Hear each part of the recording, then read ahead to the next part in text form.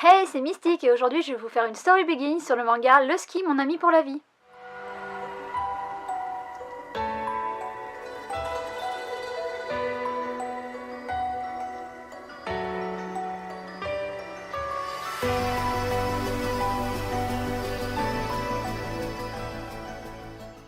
Donc aujourd'hui je vais vous présenter Le Ski, mon ami pour la vie, qui est écrit et dessiné par Konomi Wagata.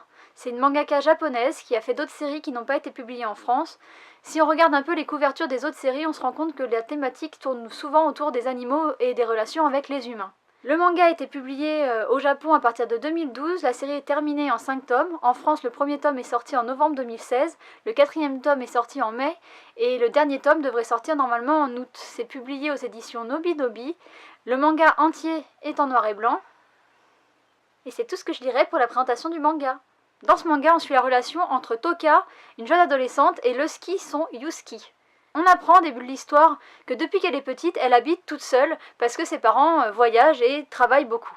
Alors je ne vous demande pas la crédibilité de la chose qu'une fillette puisse habiter toute seule. En tout cas, c'est comme ça dans ce manga. Pour pallier à leur absence, les parents de Toka vont lui offrir un Yusuki à l'un de ses anniversaires quand elle est enfant. Elle va développer une relation très forte avec ce chien puisque c'est la seule relation qu'elle entretient de manière quotidienne. Et donc leur relation va être très fusionnelle. Dans l'histoire du manga, Toka est adolescente, elle est toujours avec son chien Yusuki, et grâce à une situation un peu cocasse où elle va se retrouver enfermée dans sa salle de bain, alors une fois de plus la crédibilité de si elle habite toute seule, comment elle se retrouve enfermée dans la salle de bain alors que y a quelqu'un qui aurait pu s'enfermer. On passe au-dessus, c'est pas grave. En tout cas, elle va se retrouver enfermée dans sa salle de bain et elle a aucun moyen de sortir, elle va se mettre bêtement à supplier son chien de l'aider. Elle va entendre, après avoir supplié plusieurs fois, une voix derrière la porte qui va lui demander de s'éloigner de la porte, et un jeune garçon, adolescent lui aussi, va rentrer dans la salle de bain. Elle va se rendre compte que c'est en fait son chien Lusky qui s'est transformé en humain pour venir l'aider. Alors elle apprend que en fait il a toujours pu se transformer mais qu'il ne l'a jamais fait.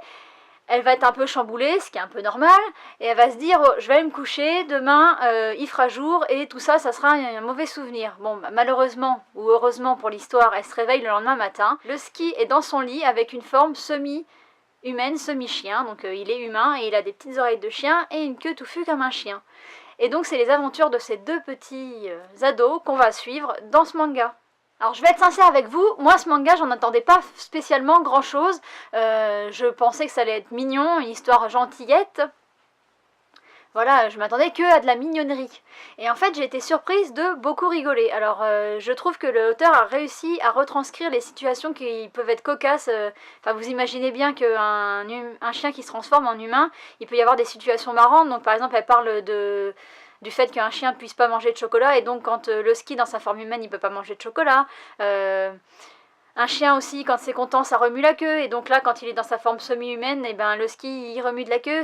Enfin, moi, ça me fait rigoler, je trouve ça mignon, et c'était des choses que je m'attendais pas à ce qu'ils soient exploités. Je pensais que ça allait essentiellement tourner autour de la relation, du fait que Lusky et Toka étaient amoureux parce que c'est son chien, blablabla.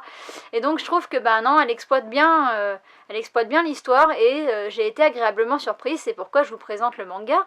Après, il faut réussir à passer au-dessus de ce côté un peu abracadabrant sur le fait que c'est une petite fille qui s'élève toute seule, elle a un chien, elle s'enferme toute seule dans la salle de bain. Il y a quand même des choses qui sont un peu sans queue ni tête, il faut réussir à passer au-dessus, les mettre de côté.